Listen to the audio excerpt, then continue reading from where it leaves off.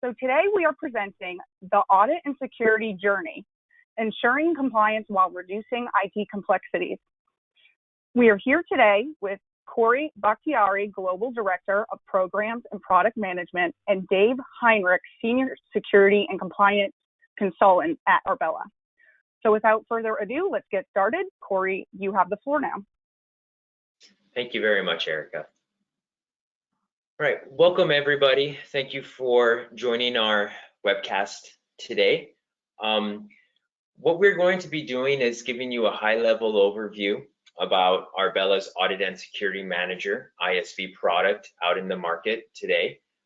We will then be going through some characteristic use cases in the demonstration, then talking a little bit about some of the additional features and services related to this product that Arbella provides. And as Erica said, we will be having a question and answering session at the end.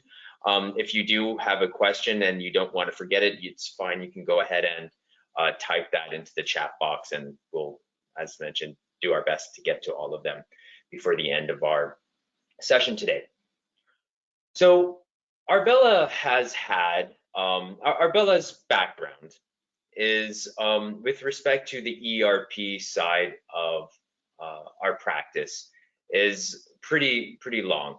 What we have been, Arbella's been in business since around 2002, and we've been implementing ERP since around then. And what we've done is, over the course of our engagement, sometimes complex, sometimes multinational public organizations, what we've identified is that there are certain areas of the platform, for example, Dynamics AX or now Dynamics 365 Finance and Operations, where we would want to reduce low value add activities to optimize productivity or extend functionality to bridge gaps. And what we were able to find was a common thread across from AX version 4.0 to 2009, 2012, and now Dynamics 365, where what we were able to do was gather or accumulate a series of enhancements we have done for our clients and then package them into an ISV or product offering. And that ISV and product offering is Arbella's Audit and Security Manager. The purpose, really, at the end of the day, is to simplify, reduce costs, and bridge gaps in the generation of auditing reports and management of security. Really, as I mentioned, around reducing time being spent, reducing the amount of tedious, manual, or error-prone tasks, and ensuring that any type of reporting around security and or auditing, such as change tracking, are both complete and accurate. What we find is that this tool is really useful across the board, from your large enterprises down to your small teams or smaller organizations. And the reason for that being is that oftentimes this is not an individual's sole job.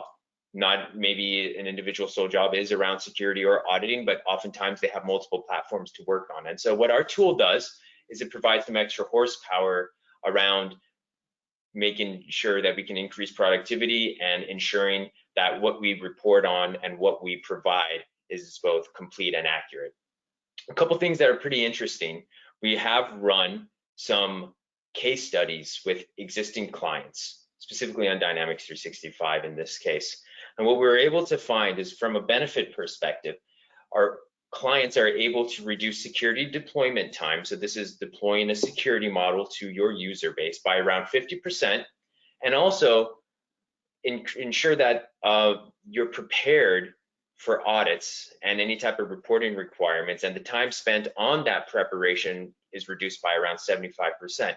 And what we'll do is we'll highlight some of our feature functionality that's really going to meet and demonstrate how we can achieve those specific benefits for our customers. We bucket our group of functionality into three main areas, so audit, reporting, and preparation. So this includes like change logs and tracking activities, managing of risk and compliance, which includes, your type of functionally significant action reporting around access controls and segregation of duties, including pre-configured templates. And then lastly, around security management, which is more, your security administrators' day-to-day activities. So what we're going to do is we're going to do a demo, And these are basically the 4 topics we're going to touch on. Basically, first one being surfacing sensitive access. From identifying who can do functionally significant activities like posting, master data management, system configuration. Not just from who can do those, but what are they actually doing and the respective details of what they're doing, so that you can gain a better line of sight into risk within your security model and activities that individual users are taking. We're going to show you how we can go ahead and deploy a segregation of duty model using our pre-configured template of segregation of duty rules. We'll also show you how you can intelligently design and configure your own custom security while still leveraging the out-of-the-box building blocks of privileges and duties. And then lastly, we're going to show you how you can ensure that your Microsoft licensing is compliant, that your current license consumption is compliant with your actual Microsoft licensing agreement, and where you can potentially reduce some cost of ownership as it relates to user-based licensing. As we know, cost of ownership of the system is a lot of times, or really majority-wise, dependent on what users have access to and whether or not basically at the end of the day they need to have access to it. We're going to be able to identify how you can go ahead and remove that access. So with that being said, I'm going to go ahead and hand it off to my colleague Dave Heinrich, who will go ahead and walk us through those demo cases. All right, thanks, Corey. So like Corey said, the first topic that we are going to dive into today is around surfacing sensitive access. So who can do what they are doing, and of course the details of what they have done. The first component of surfacing sensitive access, at least within ASM, is access controls. So in terms of Audit and Security Manager, access controls are our tool that allows us to understand who has access to functionally significant actions in the system. Now, out of box, we have a pre-configured access control rule set, about 150 or so, and this is a list that we have curated over time, working with different auditors, different organizations across different industries, both public and private, and it's a pretty good fit for most customers, and it kind of covers all the main bases in D365 around configuration and master data in all the primary modules. Okay, so let's imagine a use case where your auditors or maybe your internal finance team needs to have an understanding of all the users who can or who have the ability to create a vendor. Now that is a control that we do have out of box. So if we scroll down here to create new vendor, setup is very simple. All we have to do is identify the menu item which is used for creating a vendor, set our access levels, and then simply click check control. Click OK here.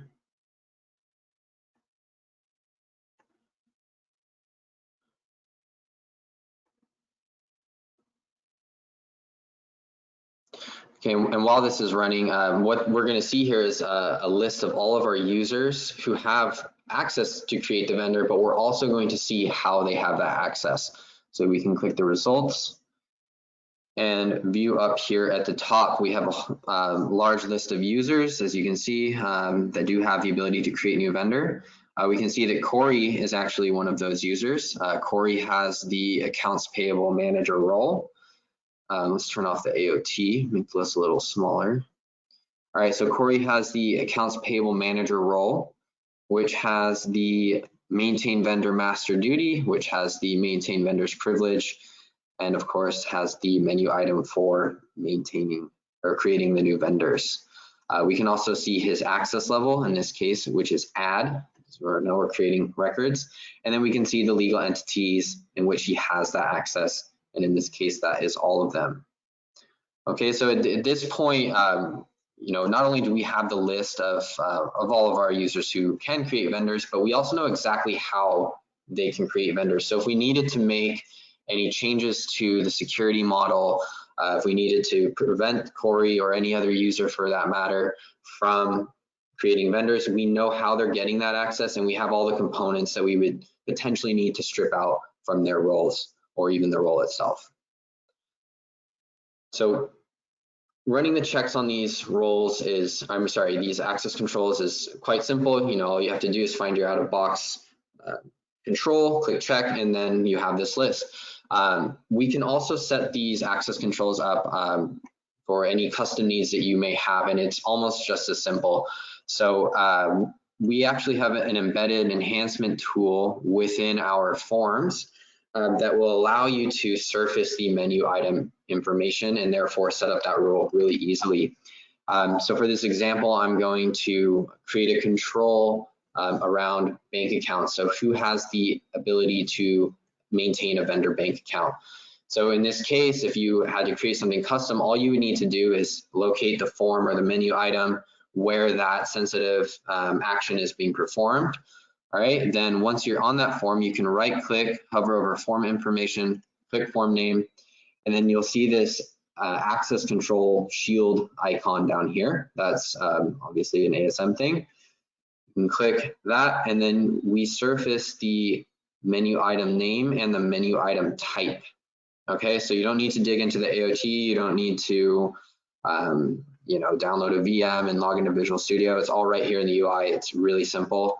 And then at that point, you would just navigate back over to your access controls, click new, and then I'll call this maintain vendor banks.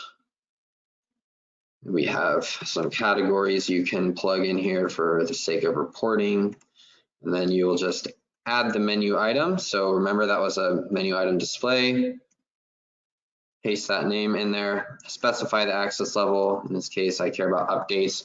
Click save, and then just like we did with the vendor control, all you would have to do is click check, and then you would have that list of all the users who have the ability to execute this menu item at the access level that you have granted. Okay, so that's the first piece of the puzzle, who can do what. But of course, we also want to know, who is actually doing these things. And so that is where our next feature comes into play, and that is user activity monitoring. User activity monitoring is our tool that will allow you to understand the actions that users take within the system. Now, this can be set up two ways. You can set it up on specific users. So for example, say you wanted to trace the actions of all of the users who have access to create vendors, then you can use that list that we just looked at, set everyone up on the user activity monitoring.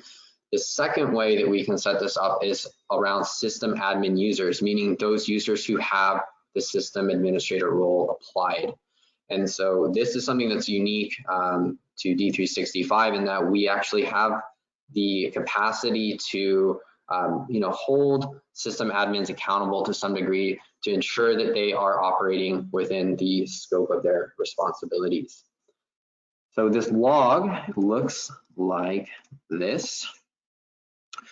So you'll see this was turned on yesterday for Corey and myself. And Corey, who we saw has the accounts payable manager role, we can see the actions that he took within the system. We can see that he opened a vendors form, that he edited a record within the vendors form, that he clicked new within vendors, he clicked save within vendors. So he's making some changes to vendor records.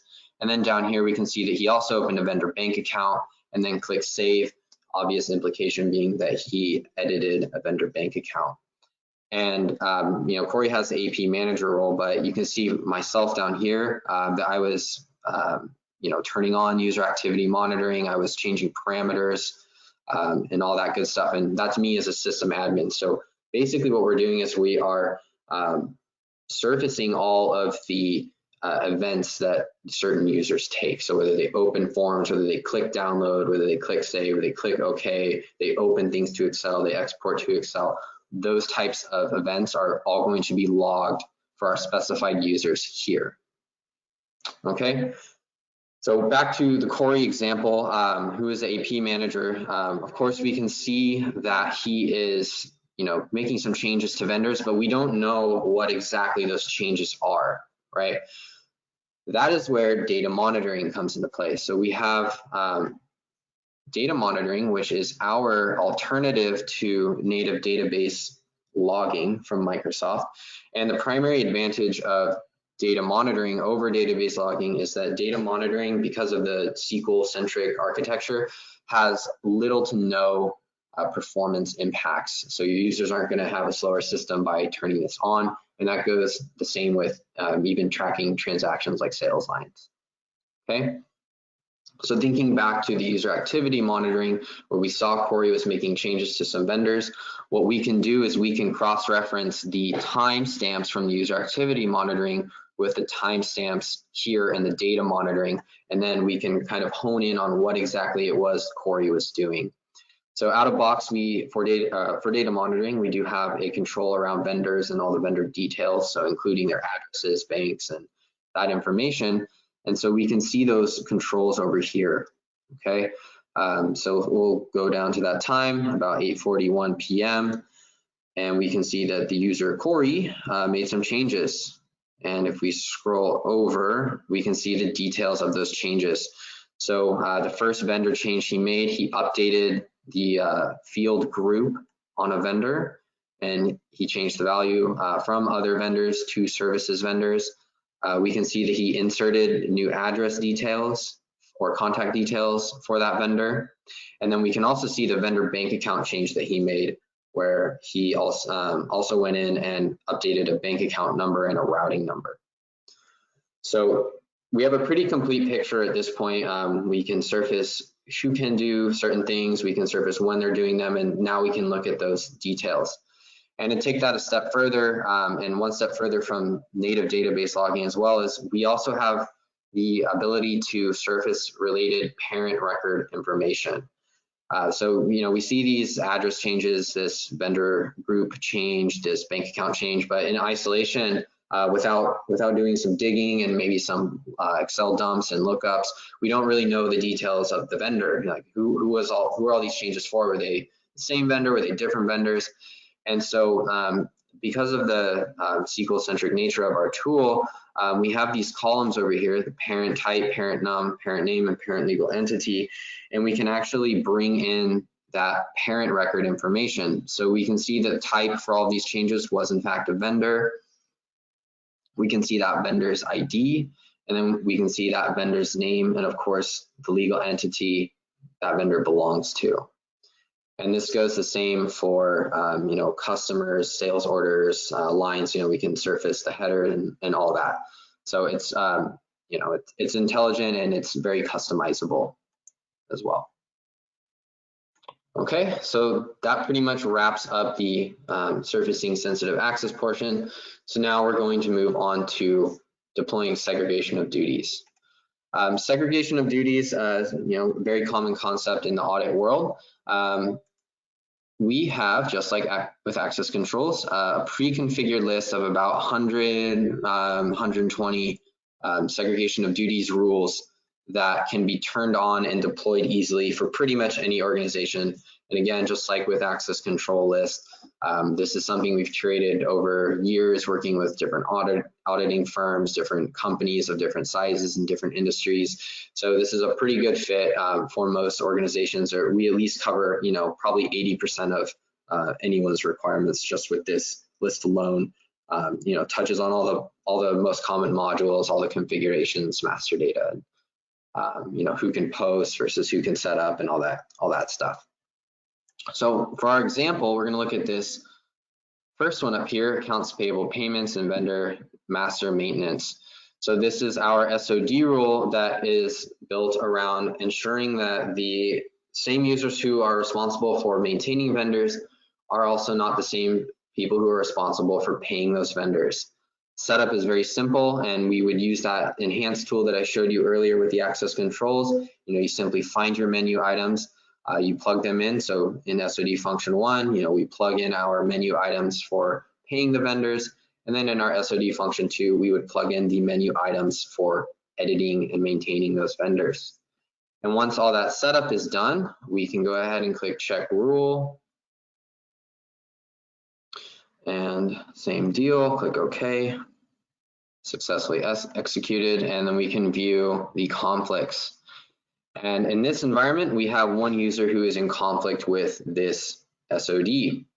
Now, we can see the user's ID is April. We can see her conflict role 1 is the accounts payable payments clerk. That role has the post button, or posting payment functionality, I should say. And then we can scroll further to the right, we can see conflict role 2. She has the accounts payable manager, which has the ability to maintain vendors. And even further here, we can see that the violation was first found a little over a month ago, who it was found by, so in this case, myself. We have a severity level, if you want to specify that and report on those high severity SODs, for example. And then we have this status flag here, which is currently showing active. And this status flag is important. So what this is telling us is that this SOD violation is currently active. Now, if I was to take a remediating step and I was, let's say I remove the accounts payable manager role from April, or I, remove the vendor maintenance capability from this role, and then I ran this check again, this status flag would switch to not active, and it would show who did that second check. So in this case, it would be me, and then when that second check was made. So what we're able to do with all this information is we're able to show that we found a segregation of duty conflict at a given date, who found it, and then we're able to prove that we took some remediating actions and we made that conflict inactive, who made it inactive, and at what time they made it inactive. So this gives your auditors a pretty complete picture of your SODs, and that you're taking action to make sure that your organization is not exposed to any unnecessary risk. Okay, so this is how you'd work with out-of-box SODs. We also are able to build SODs in the same way that I showed you with the access controls. We can use our enhance tool, we can identify the menu items, set them up in our SOD function 1 and 2 within the roles. And that's actually something that we've had quite a few customers who are already live ask for lately. So these are customers who, like I said, are live. They already have their security built out, users assigned to their roles. They're working in the system. But now, as part of the phase 2, they want to get compliant. So what they do is they'll give us a list of their audit requirements, screenshots. This person shouldn't have this, or the same person who has this shouldn't have that. And so what we're able to do is build out these custom SODs for any organization. And then we're able to run these checks en masse, and we're able to get a pretty comprehensive picture of the stature of the segregation of duty conflicts for customers who are already live and who already have security deployed. And this has been a pretty popular offering lately, and it's something that is fairly simple for us to do with this tool. Okay, moving on now to intelligent security design.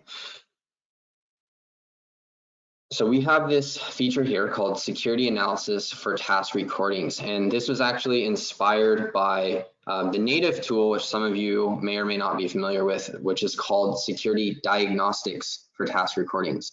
That is a fairly rudimentary tool. It surfaces some really basic information around the display menu items that are used in the task recording, and some related roles. Doesn't give you any detail on all the different types of menu items, the access levels, the licensing, what roles actually have what menu items. So what we did was we took that idea, which is a good idea, leveraging task recordings to understand security, and we fleshed it out to a great degree. So I'm going to go ahead and upload a task recording here, and you can see what this looks like. All right, so if you are familiar with the security diagnostics for task recordings, you'll appreciate how much information we have already right off the bat here. Not only do we surface the menu items, we surface display menu items, we surface also the output, which diagnostics doesn't do, and actions, which diagnostics doesn't do. We also surface the access level at which the menu item was executed in the task recording.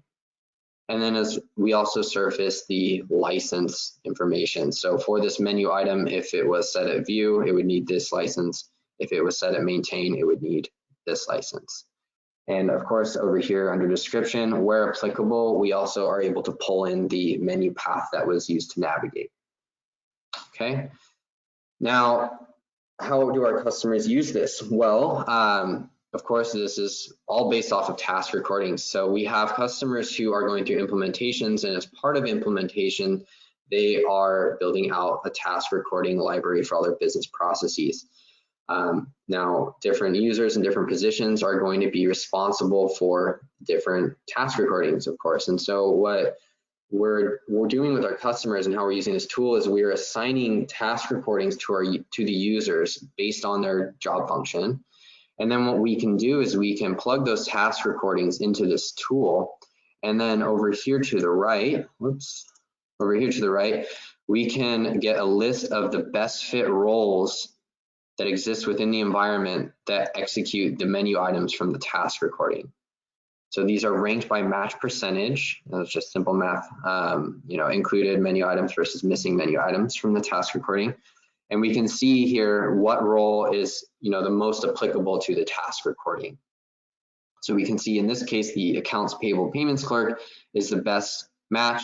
It has 4 of the 7 menu items, and is missing 3 of the 7 menu items. Of course, you probably want to know which 3 is missing. And over here on the right, we have detailed information on the included menu items, as well as the missing menu items. So if you needed to identify a role that had access to these missing menu items, that's pretty simple to do here. We have another column here on the far right called excessive. These are pretty big numbers. And if you would look at those numbers in the detail down here, they're large lists, hundreds or even thousands. Now, of course, you're probably not going to look through all of that, but the importance of that field is it allows us to get an understanding of the other access that this role has outside of the task recording.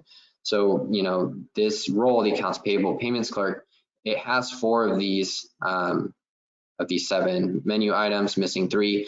But outside of this task recording, it has access to, over 1,000 other menu items.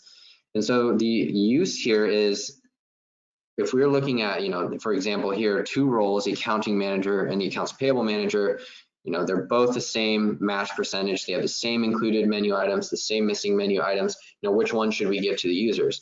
Well, you can check this excessive column here, and you can see that the accounts payable manager is less than half the size of the accounting manager. So, all other things equal, if you wanted to assign security in a least permissive manner, you probably want to go with the accounts payable manager because it's going to grant far less other system access. Okay, so that's kind of how we would use those columns. And you can plug in your task recordings and get a list of all the roles that exist and which are the best ones to assign in order to complete those task recordings. The other primary use case that we are seeing with this is for security troubleshooting. So you'll get requests over time, or users say, hey, I need access to this button, and they'll send a screenshot to IT, and IT sometimes has a hard time figuring out how to grant access to that button. They can't find the menu item, they can't find the roles that have access to the menu item, whatever it may be. This tool really circumnavigates that manual and sometimes time-consuming process, and it allows you to tell your users, hey, turn on task recording, go click that button, save it, and then send me the task recording. It takes about 10 seconds. And then what the admin can do is they can upload that task recording into this tool, click process, they'll get the menu item information right here, and then they'll be able to see all the roles that have access to that menu item, and then they could simply go down here, click this button, and assign whatever role made sense to that user. Okay, and finally, moving on to licensing compliance. So in our last release, we rolled out several licensing analysis features. The first are a couple inquiries. This one here is license details by role. So what this is going to do is it's going to give us a breakdown of all of the permissions for all of our roles and the license level at those various permissions. So you can see here is a big list. We have the role, the duty, the privilege, the menu item, the access level of those menu items, the view license for that menu item, the maintain license for that menu item, and then finally the actual effective license for this menu item that role actually has. Okay, so if you wanted to do some role analysis and say maybe we can trim some fat from a role, you type in that role's name. So I'll just use budget clerk for an example. Now we're looking at all the permissions that the budget clerk has and the license level for those permissions, and you could come in here and filter on the operations level. Oh, this is not an operations role, so there are none in that case, but same deal. If you wanted to drop it from an activity to a team members, you can filter on activity here. You can get a list of all the permissions that this role has that is at the activity level, and maybe remove some of those things if you wanted.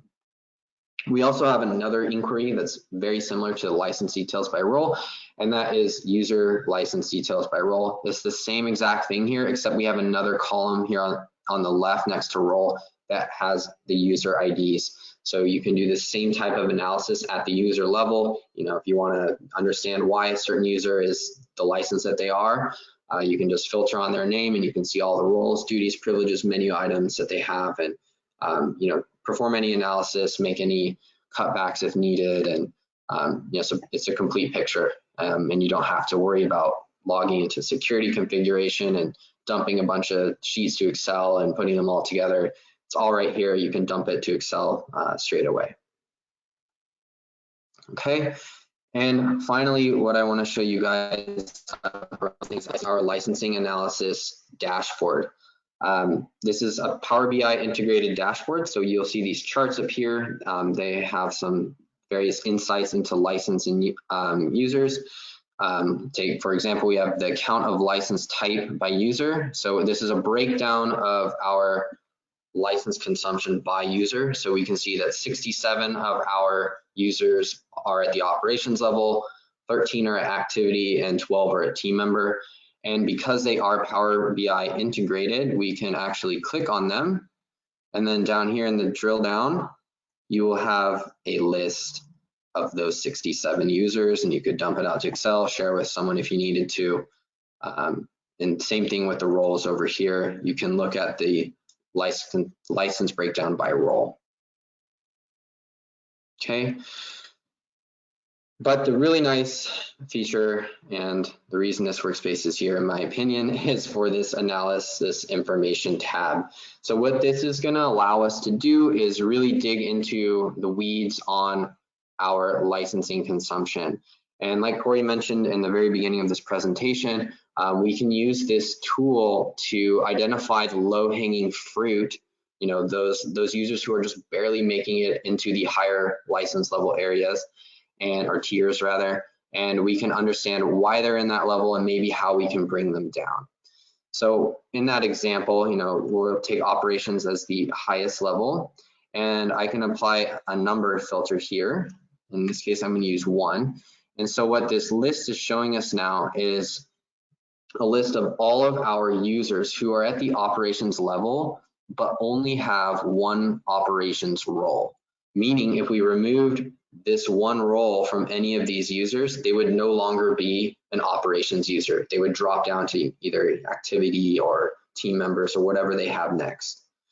I'm going to go ahead and filter out the system administrators here.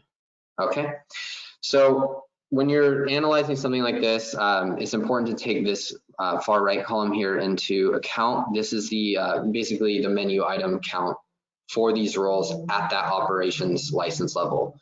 So for example, Brad with the budget manager, he has 128 operations level menu items that are part of this role. And you're going to see that a lot. You'll see 128, 530, 218. These are probably true operations roles. There's no way you're going to strip out hundreds of menu items and have a role still be functional. So what you would want to do is you want to start looking for those roles which have lower numbers in this right-hand column. So we can see 44, 22, and then even down here we have a number as low as 12. So what this is telling us is that Lacey, with the retail operations manager, only has 12 menu items. That's making her an operations level user. So what we can do then is we can click display details down here, and we can get a list of those 12 menu items that Lacey has. And meaning if we removed any of these menu items from these privileges, these duties, or we just remove these duties or privileges from this role, Lacey is no longer a operations user. She's now an activity or team member, and that's, you know, $120, $150 savings per month, and that's significant. So if you can make these kind of changes across the board, it can really translate into some significant savings. And this tool allows you to dig into that detail, find those users who probably are eligible to be reduced from a licensing perspective, and then we have all the detail and all the information that you would need here to do that. And with that, I'm going to hand it back to you, Corey.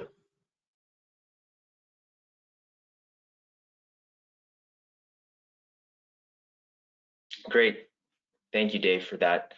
Very much appreciated. Just to do a quick recap on what Dave just kindly demonstrated for us. We went through the life cycle of a typical auditing approach when it comes to surfacing sensitive access. Dave was able to, by leveraging our pre-configured rule sets, very quickly not just identify who can do sensitive things, but then also get details as to that. As he found out, I, as an accounts payable manager, actually went in and modified some vendor details, including a vendor bank account. However, as we saw when we went into our pre-configured template with respect to segregation of duties, I was not someone who could also process AP payments. As we saw, the only individual who was able to do that was April. Again, leveraging both our pre-configured rule sets and the level of detail at which our logic engine runs to make sure that it's both complete and accurate from a reporting perspective. And then also went ahead and showed us how, you know, by leveraging typical project implementation artifacts that would already be generated over the course of a project's lifecycle, we can go ahead and intelligently design security. And then, of course, when it comes to understanding and really trying to, if at all possible, reduce the potential cost of ownership for running an ERP like Dynamics 365 Finance and Supply Chain Management, where you can make, with a minimal amount of effort, a relative minimal amount of effort, some potential cost reduction as well. So what we're seeing here is a general rule, is a general trend, is that our audit and security manager really enables your key IT or your key security administrators or auditors to be able to manage their time more effectively by hopefully reducing the amount of manual activities they engage in, and then also minimize risk by ensuring completeness and accuracy. What we'll also quickly kind of just review is, because we don't have a chance to demonstrate everything of our product, a couple other items that we would like to highlight. So we did talk a little bit about our audit trail, but we also have a feature around temporary role assignment. Think about people going on leave and having somebody else take over for them, right? What we're able to do is automate and remove the manual, more tedious or error-prone tasks, or frankly, forgetful tasks associated with providing and provisioning temporary access to individual users. So what we have is the ability to automate that on a scheduled basis, both the assignment of a role and legal entity, as well as the removal. And then, as Dave mentioned a little bit during our demonstration, you have the ability to do persona-based reporting. You know, some of the details that you saw in, for example, the license detail by role report included such items as system identifiers or AOT names, right? And this extends beyond that report to provide persona-based reporting dependent on the specific individual we're trying to target. This is really useful when it comes to such things as user access reviews. User access reviews typically are performed by a process owner or someone at the end of the day is accountable for the operations of their process.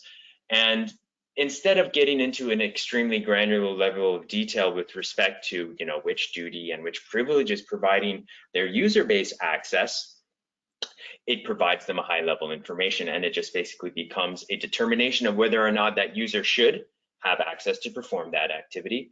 And then it goes into the security administrator's responsibility to actually execute any type of changes, including role unassignments or role modifications.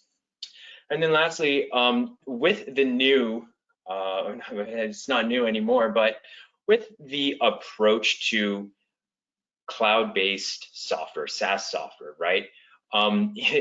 Essentially, what we're talking about is one platform, one unified version in perpetuity, right? The days of receiving updated software and having to maybe install or upgrade or re-implement are perhaps in the past. And so because of this, it's become very important that organizations understand what new updated entry points Microsoft is introducing into their system, being able to report on who has access to these new entry points and perform reviews on those.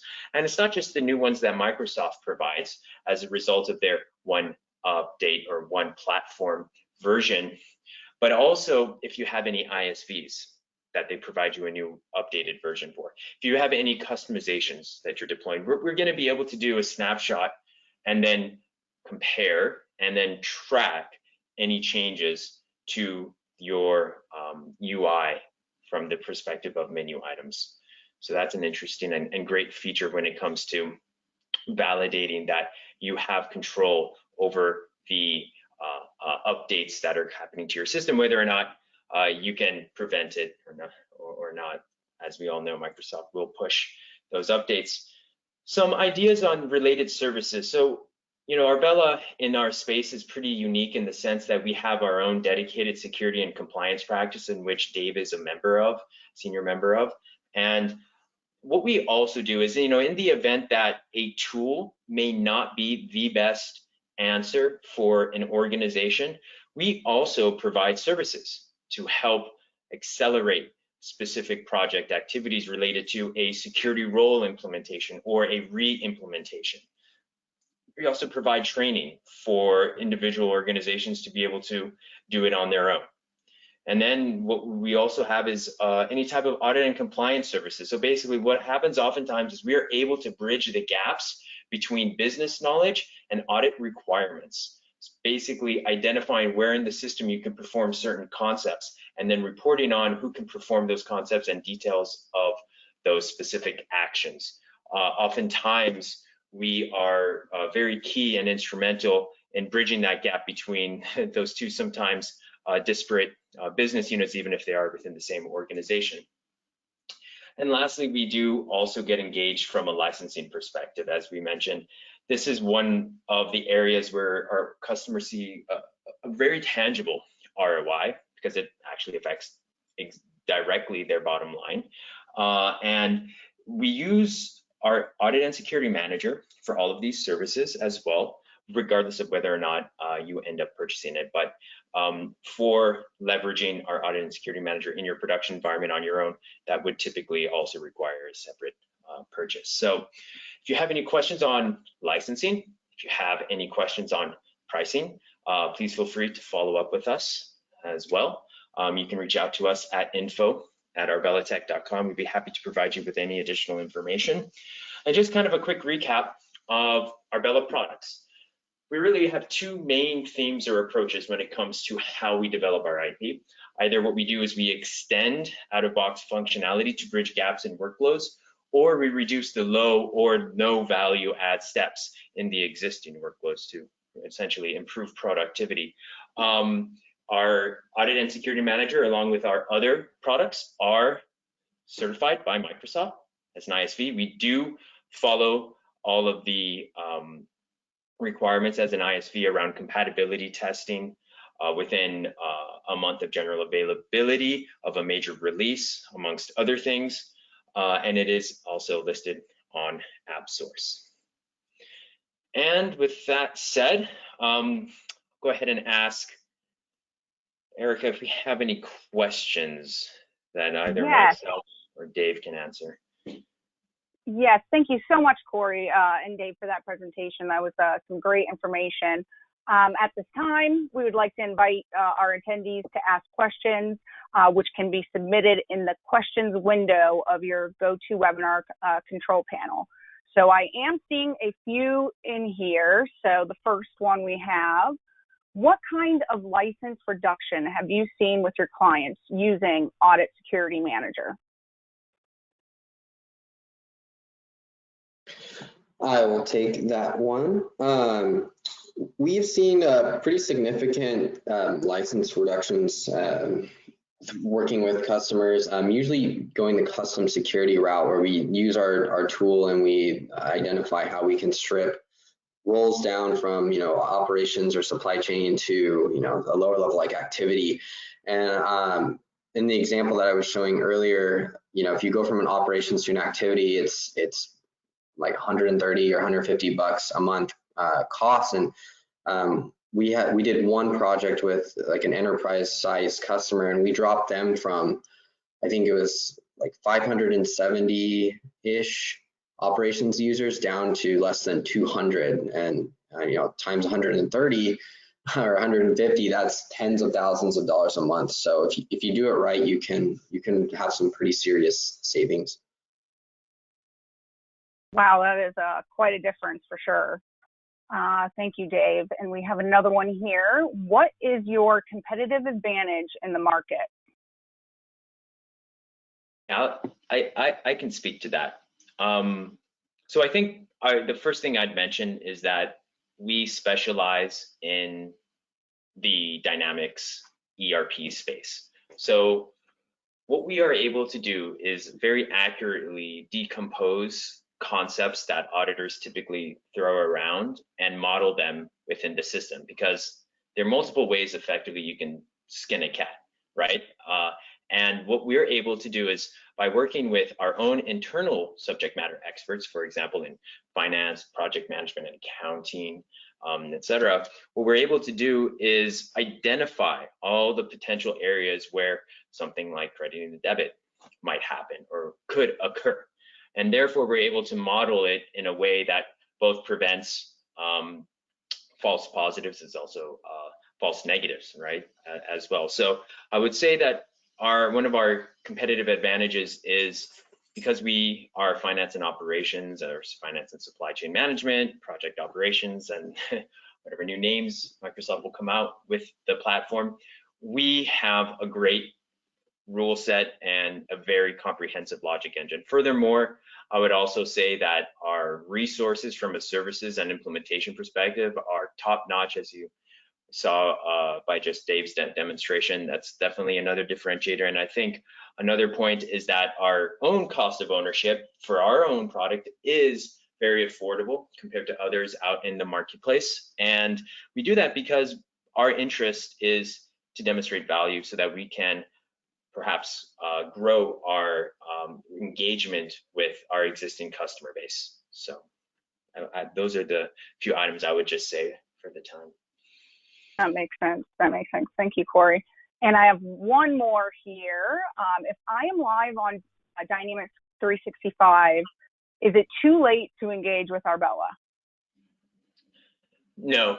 I mean, yeah, no is definitely the answer there. Actually, I would say a majority of our customers actually are ones that we engaged with after they've already gone live and they've felt and experienced either the pain associated with tedious activities or just sometimes the frustration associated with gaps or incompleteness with respect to out of box or competitor functionality. So I would say no, although typically, this is one of those things where oftentimes security and even licensing is an afterthought. So it's not odd, or it's not rare in the sense that we get engaged after an organization is live. But typically what we do is we got a great engagement model around getting stakeholder ownership, so that we can ensure success and adoption of if it's a new security model, we're implementing that new security model. That makes sense. Thank you, Corey. And that is all the time we have for today. I want to thank Corey and Dave again for providing us a great presentation, and to all of our attendees for joining us today.